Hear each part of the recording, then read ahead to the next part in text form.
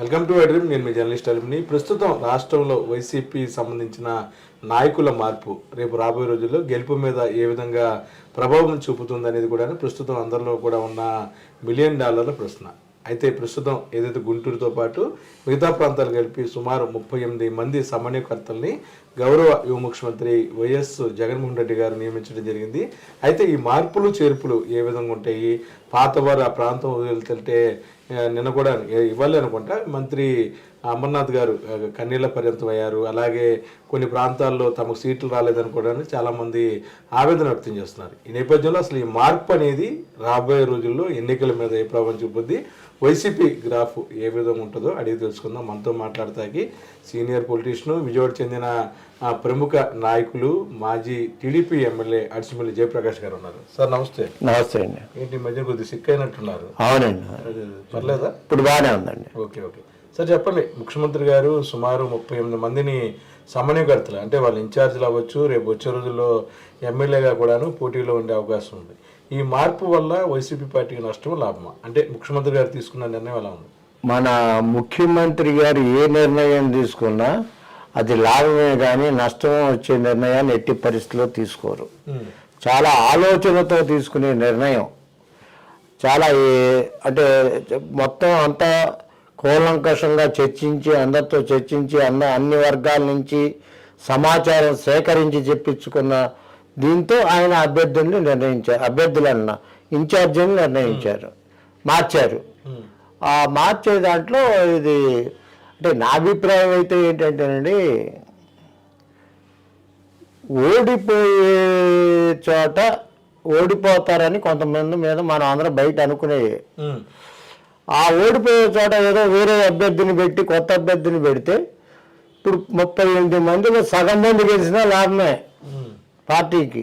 అంతేనా? అంతే అంతే అంతే. అంటే మంచి వ్యూహంగానే మార్చారు. పెద్ద వ్యూహం అండి ఇది, పెద్ద వ్యూహం. మామూలుగా సమస్య లేదు. ఇది ముఖ్యమంత్రి గారు చాలా ఆలోచనతో, చాలా ధైర్యంతో తీసుకున్న నిర్ణయం. ఎందుకంటే కొంతమంది ఈ సర్వేలో ఓడిపోయేటట్టు ఉన్నారు. ఓడిపోయేటట్టు ఉన్నప్పుడు అక్కడ వేరే వాళ్ళు మార్చి గెలిచే ట్రైల్ వేస్తున్నారు కొంతమందికి. అట్లా నేను చెప్పేది ప్రయోగం చేస్తున్నారు. ఈ ప్రయోగంలో సగం మంది గెలుస్తారు. మొత్తం ఓడిపోయే కన్నా సగం గెలవటం బెటర్ కదా, అది అని నా ఉద్దేశం. Okay okay. అంటే ఆల్మోస్ట్ 1/3 రీచ్ అయ్యే అవకాశాలు ఉన్నాయా? ఇది ఈ 38 మెంబర్స్ ఎవరైతే 1/3 రీచ్ అవుతారండి. అది ఎందుకంటే అవన్నీ ఎంక్వైరీ చేసి అందరినీ చూసుకుని ప్లేస్ మార్చి, ఇప్పుడు ఒకటేనండి మీకు లింగ్ గారు, మీకు చెప్పేది ఏంటంటే, ఒక క్యాండిడేట్ 2 సార్లు 3 సార్లు గెలిచి మళ్ళీ అతనికే ఓటు వేయాలంటే కొంచెం ఓటర్ సుముఖంగా ఉండడు. ఏదో ఒక లసుకు. ఇప్పుడు ప్రజాస్వామ్యంలో ఏంటంటే 10 పనులు చేసి 11వ పని చేయకపోతే వాడిని తిడతారు. ఇది మా భారత ప్రజాస్వామ్యం అటువంటిది. ఇవాళ ఏమవుతుందంటే, ఈ క్యాండిడేట్ ఇప్పుడు మన వీళ్ళు మార్చిన క్యాండిడేట్లు ఫ్రెష్ అవుతారు. అంటే క్యాడర్ సహకరిస్తుందా? ఎందుకు సహకరించరండి? తప్పు. పార్టీ అండి ఇక్కడ, వ్యక్తిగతం అనేది ఉండదు దీంట్లో, అంతా పార్టీయే. ఇక్కడ ఏమవుతుందంటే, ఈ ఫ్రెష్ క్యాండిడేట్కి ఫ్రెష్ ఈజ్ ఆల్వేస్ ఫ్రెష్ కాబట్టి ఈ నూతనత్వంతో అతనికి ఎటువంటి ఇది ఉండదు.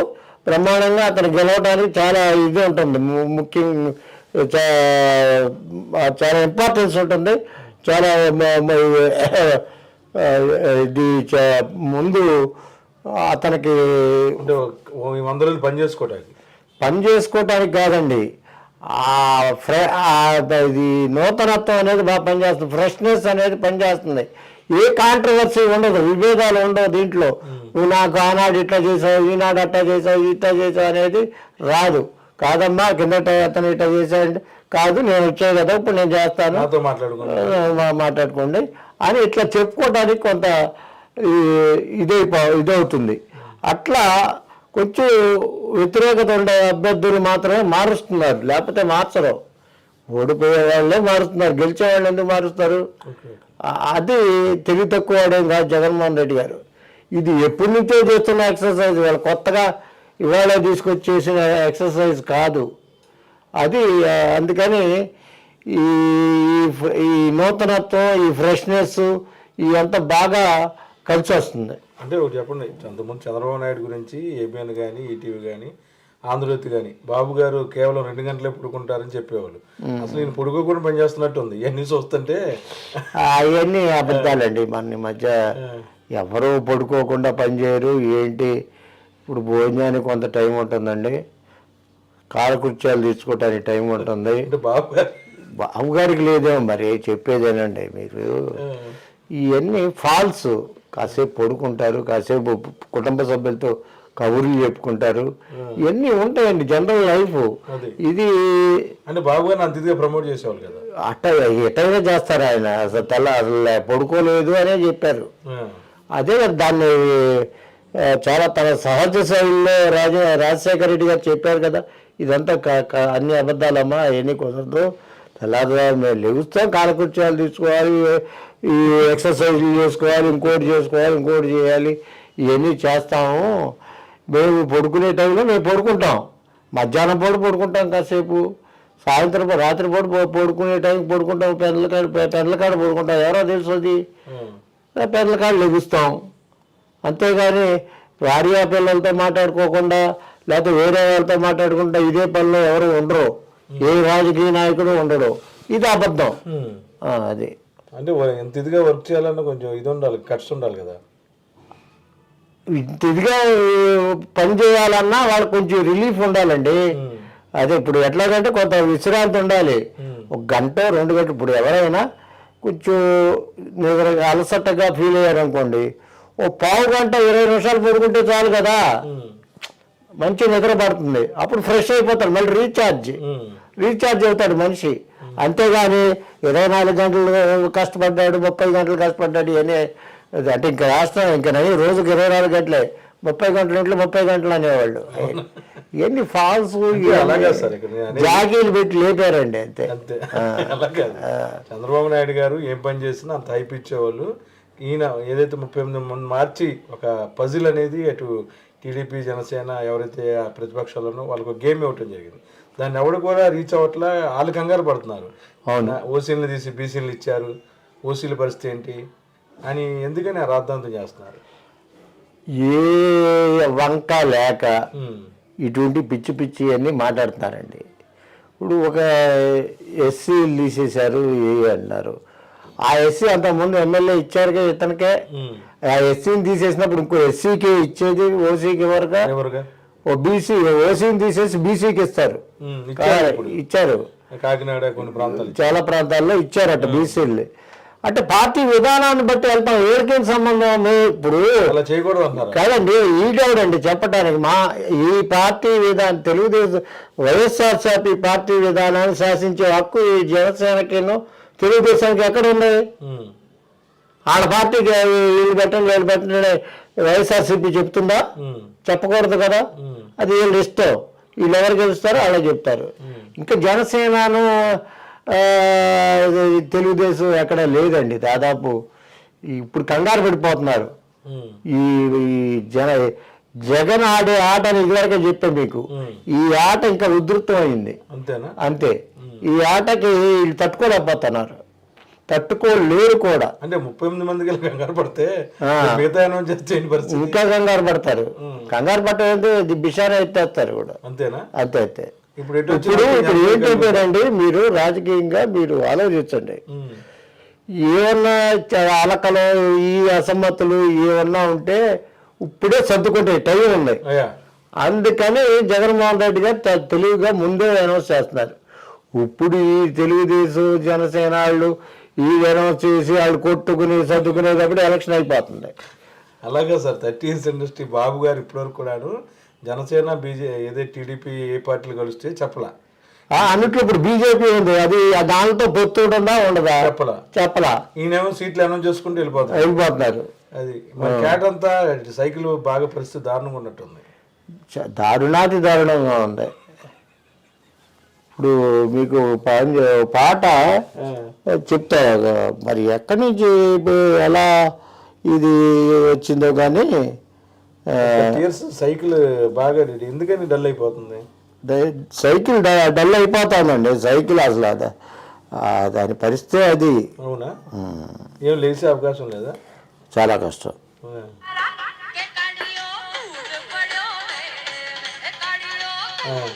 ఏంటి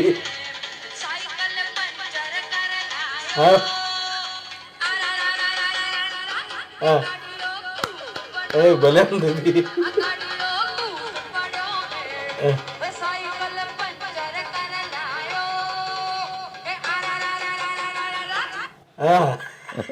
ఏంటి ఇన్స్ట్రుమెంట్స్ కూడా వాడేస్తున్నారా మీరు? సైకిల్ పంచర్ అయిపోయిందా? అసలు టైర్లు లేవు అనుకుంటున్నాం మేము. అది ఇంకోటి ఉంది కావాలంటే ఇప్పుడు ఎందుకు ఇది. అంటే ఓవరాల్ గా కూడాను జగన్ గారు వేసే వర్క్ అది ఎవరికి అందట్లేదండి. ఆయన అడుగు ఎటు వేస్తాడు ఏంటి,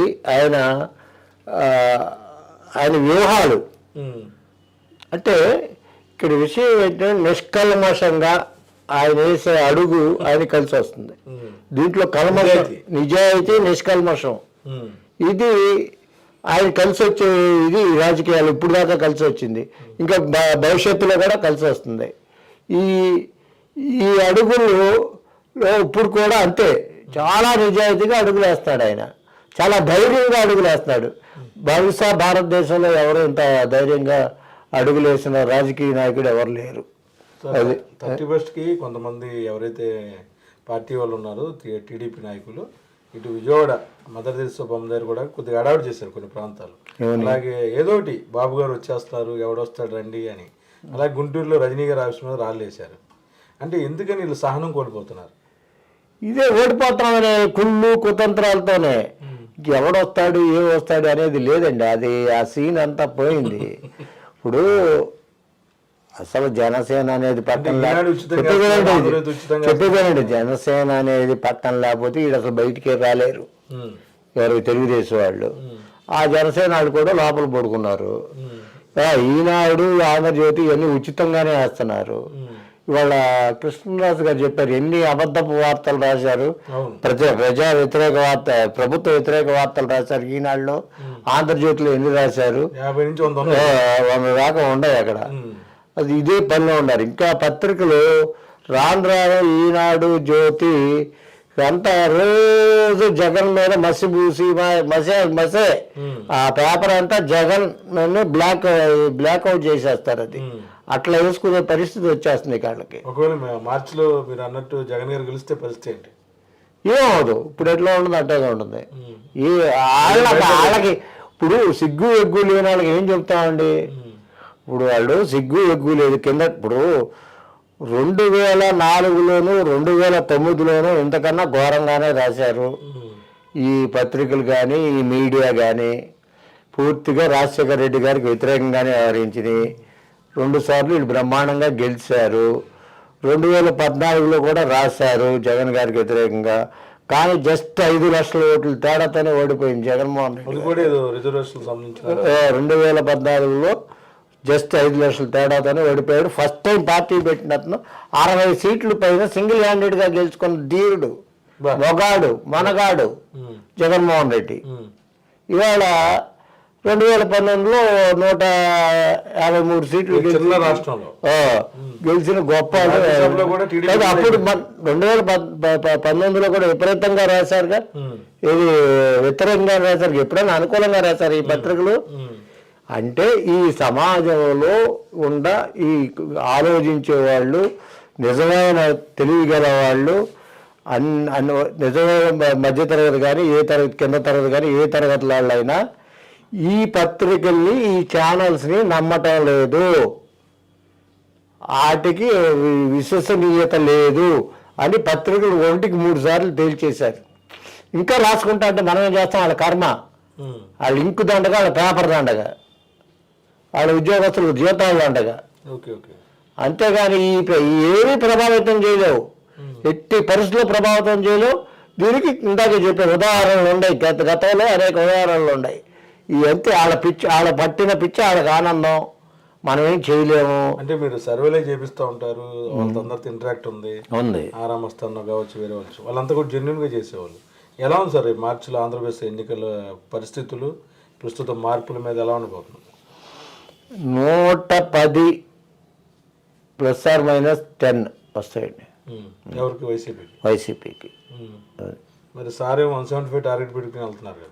ఎల్లో చదివారు, ఈ యుద్ధంలో మీరు అడిగారు కాబట్టి నేను చెప్తున్నా. నాకు తెలిసిన ఇన్ఫర్మేషన్ ఖచ్చితంగా గవర్నమెంట్ అయిందే. నా 88 మ్యాజిక్ ఫిగర్ గవర్నమెంట్ సారదే 100%, 100% ఇదే అవుతుంది. ఇప్పుడు నారా లోకేష్ రెడ్ ఏరియా ఉంది సార్, ఆయన రెడ్ ఏరియా రాసుకుంటున్నాడు కదా. ఆ రెడ్ అతను మాత్రం నాకు తెలిసి మంగళగిరిలో గెలవచ్చు ప్రస్తుతానికైతే. అట్లా కుప్పంలో చంద్రబాబు గెలుస్తాడు. కుప్పంలో చంద్రబాబు 50% ఓట్లు వస్తే జగన్మోహన్ రెడ్డి గారికి తగ్గుతుందండి. జగన్మోహన్ రెడ్డి గారి 75% ఉంది పులివెందల్లో. ఇలాంటి వైనాడు పులివెందలు అంటున్నారు వీళ్ళు. ఆడ పొంద వైనాడు పులివెందలు లేదు, ఏ లేదు. అది దానికి ఏదో మరి సామెత అయితే సడన్గా గుర్తు రావట్లేదు కానండి. ఈ కింద కూర్చుని ఆడాళ్ళ కింద కూర్చోబెడతారు కదా, నువ్వు బయటికి రాకూడదు కూర్చోవాలమ్మా అని. అట్టా కూర్చోబెట్టిన ఆడది కూడా ఏదో నేను లేస్తానంటే ఏం లేస్తుంది పాపం, లేకపోతే ఎవరు అది. వీళ్ళది ఏదో రకమైన ఇవ్వండి. ప్లస్ ఇప్పుడు రెడీ దమ్ముంటే వైనాడు పులివెందుల బీసీని ఎందుకు వేయకూడదు? రెడీగా ఉండాలంట జగన్మోహన్ రెడ్డి బీసీని ఇవ్వటానికి. వాళ్ళు కుప్పం ఇవ్వాలిగా, జగన్మోహన్ రెడ్డిగా ఉన్నాడు, మంగళగిరి ఇవ్వాలిగా. అది అట్లా ఇవ్వమానంటారు. జగన్మోహన్ రెడ్డిగానే ఉన్నాడు. అది వీళ్ళు ఆడంగి అని అనకూడదు, ఆడాళ్ళు కూడా వాళ్ళు చాలా పవర్ఫుల్. వీళ్ళు ఏదనాలంటే కొద్దిగా అనొచ్చు. రాజకీయాల్లో నపుంసకులు వీళ్ళు, రాజకీయాల్లో నపుంసకులు. ఈ నపుంసకు మాటలు ధైర్యవంతుడు అయినట్టున్నాడు, బాగా వస్తాయి. ఎందుకు వస్తాయి, ఏం వస్తాయి? పిచ్చి మాటలు అడిగి అన్ని ఏం తెలుస్తున్నాడు, రెడ్ బుక్ అంటాడు. అదేదో దాన్ని ఏమంటారు, పోసుకోలు మాటలు, లేకపోతే కోతలు రాయుడు మాటలు, ఇటువంటి. ఈ మధ్య మీరు విన్నారు కదా, ఒక విమానాశ్రయం కుప్పంలో పర్యటనలో విమానాశ్రయం కట్టి అక్కడి నుంచి కూరగాయల ఎగుమతులు చేస్తాడ విదేశాలకే, అక్కడ విమానాలు పెట్టి చంద్రబాబు నాయుడు గారు. మరి ఇన్నేళ్ళు ఏం చేశాడు? 40 ఏళ్ళ నుంచి ఏం చేశాడు? ఏం మరి అక్కడ పొలాల్లో బండే కూరగాయలకి విమానాలు. మరి ఇన్నేళ్ళు ఏం చేశాడు? విమానాల ద్వారా ఎగుమతి చేస్తాడంట. టమాటాలు కదా, ఏవో కూరగాయలు అన్నాడు, టమాటాలు అని నేను అంటారు. రాసే చూపి వినిపించమంటారు మరి. అది అట్లా ఆయన విమానాలు పెడతారు, కిందేమో ఆయన విమానాల్లో అమ్మితే పవన్ కళ్యాణ్ కింద అమ్ముతాడు, రోడ్ల మీద బళ్ళు పెట్టి. అది అటువంటి ఇది. అంత పోలీసుగా ఎలా మాట్లాడారు సార్, అంత సీనియర్ పొలిటీషియన్? సీనియర్ కాదు, అంత మాట్లాడేది ఎప్పుడు పోలీసు, కొత్తగా ఏం కాదండి. చిచ్చి కొత్తగా ఏం మాట్లాడ. అవి మాట్లాడి ఒక 100 వీడియోలు మీకు వినిపిస్తా పోలీసు అనేది. అని పోలీసు కాదు, అది నిజమైన ఆయన పరిజ్ఞానం అంతా. ఇప్పుడు ఆయన పోలీసు ఏమంటే అయిగాడండి చెప్పేది రండి. ఒలింపిక్స్ గేమ్స్ అమరావతిలో పెడతారంటే వీడి వల్ల అవుతుందా? వీళ్ళ తాత వల్ల అవుతుందా? ఎవరి వల్ల అవుతుందా? అసలు ఇండియన్స్ వల్ల అవుతుందా? ఒలింపిక్ గేమ్స్ ఇండియన్స్ పెడతారా? బాబు గారు అన్ని అనుకుంటే అన్నీ అవుతుంది. ఒలింపిక్స్ గేమ్స్ పెడతారు. నోబుల్ బహుమతి మామూలు బహుమతి కాదు ఇది. అట్లాగే కంప్యూటర్ నేనే కనిపెట్టాను, సెల్ ఫోన్ నేనే. ఒలింపిక్ ఎందుకు పెట్టకూడదు అమరావతిలో? ఎట్లా పెడతారు? దానికి Olympic international Olympic association committee ఉంటుంది, అది దేశాలకు ఇస్తారు. ఈ భారతదేశమే దాన్ని ఒలింపిక్ అసోసియేషన్ నిర్వహించే సత్తా లేదు, డబ్బులు లేవు. పెద్ద పెద్ద దేశాలు ఇస్తే 4 ఏళ్ల ముందే నిర్ణయిస్తారు. అది భారతదేశానికి ఆ కెపాసిటీ లేదు. ఇక ఏళ్ళకెట్ట అవుతుంది? అన్నీ చెప్తాడండి, ఏదైనా బుడబుక్కల మాటలు ఏ చెప్తాడు కదా. అంతేగాని ఇంక ఇతను చెప్పేది ఏంటి అబద్ధాలు. అంటే ఒలింపిక్ పెడతాం పెట్టలేడు, విమానాల్లో కూరగాయలు అమ్మలేడు, నోబెల్ బహుమతులు ఇవ్వలేడు, ఇంకా ఐఫోన్లు ఇతనే ఇచ్చాడు. అవి మరి ఇంకా ఇట్లాగే ఉంటుంది. ఫోన్లు, ఐఫోన్, సెల్ ఫోన్లు, నాట్ ఐఫోన్, ఇట్లా ఉంటుంది. సెల్ ఫోన్లు ఈయన ఎమ్మెల్యే కాకముందు, సరే ఈయన మంత్రి ఇది కాకముందు, ముఖ్యమంత్రి కాకముందే అది మొన్న అన్నట్టు హనీమూన్ పథకాలు అన్నట్టు అనేకమైనవి వచ్చినాయి సెల్ ఫోన్లు ఇండియా, భారతదేశంలోనూ, ఇక్కడ ప్రపంచంలో మొత్తంలో. ఏంటి, ఏం మాట్లాడుతున్నాడు అతను? అతనికి కొంచెం తెలిసి గతంలో చెప్పా, ఇప్పుడు బాలకృష్ణకి ఒక సర్టిఫికెట్ ఉంది మెంటల్ మెంటల్ అని, తన మైండ్. వాళ్ళు నందమూరి వాళ్ళు వీళ్ళు నారా వాళ్ళు, మీరు మర్చిపోతున్నారు. అంటే పాపం వీళ్ళ తమ్ముడికి కూడా మైండ్ బాగుందండి. నారా వాళ్ళగా నారా రామ్మూర్తి నాయుడు గారికి నిజంగానండి, నవ్వుతా కాదు, సీరియస్గా చెబుతున్నా. ఆయన మైండ్ బాగోకి అతను కట్టిపడేశాడు అన్నాడు. పాపం ఆయన పిచ్చెక్కింది నిజంగానే. ఆయన కట్టి ఒక గదిలో కట్టి ఉంచుతారు, అన్నం అయి పెడతారు అంతే. పాపం ఎవరికైనా తప్పదు అది. రాముడు అది విమర్శగా చేయడం తప్పు కాదు, కష్టంగా చేసింది కాదు అది. రామ్మూర్తి నాయుడు గారి మీద కష్టంగా చేసింది కాదు అది. నిజం ఆరోగ్య రీత్యా అతను అట్ట పెట్టారు, పెట్టారు. అది ఖర్జూర్ నాయుడు గారికి కూడా కొంత ఉందంట. అది రామ్మూర్తి నాయుడుకి వచ్చింది, ఈయనకు కూడా కొంత శాఖ ఉందేమోనని అనుమానం. అంటే విమానాలు హడావుడి, విమానాలు, ఒలింపిక్లు, ఇటువంటి చాలా ఉండేలండి. ఇవి చెప్పుకుంటే పెద్ద పుస్తకం రాయొచ్చు. మనసులో మాట రాద్దాం అది. ఓకే ఓకే, మనం ఆయన మనసులో మాట మనం రాయొచ్చు. Okay, thank you. మొత్తమే కూడాను ఈరోజు ఏదైతే మాజీ ఎమ్మెల్యే అడ్సుమిల్లి జయప్రకాష్ గారు చెప్పినట్టుగా 38 మంది అభ్యర్థులకే తెలుగుదేశం పార్టీ, జనసేన పార్టీ నాయకుల ఫ్యాంట్లు తడిసిపోతున్నాయి. అంటే ఖచ్చితంగా 175లో మిగిలిన సీట్ల కేటాయింపులో జగన్ ట్రెండ్ మార్పు ఉంటుంది. ఖచ్చితంగా 2024 ఎన్నికల్లో గౌరవ యువ ముఖ్యమంత్రి తిరిగి విజయాన్ని సాధిస్తారని కూడాను ఛాలెంజ్గా, దమ్ముగా, ధైర్యంగా చెప్తున్నారు మాజీ MLA Adusumilli Jayaprakash. Video journalist Vijay గస్తో కలిసి ఐడ్రీమ్ కోసం అబ్దుల్ అలీ, విజయవాడ.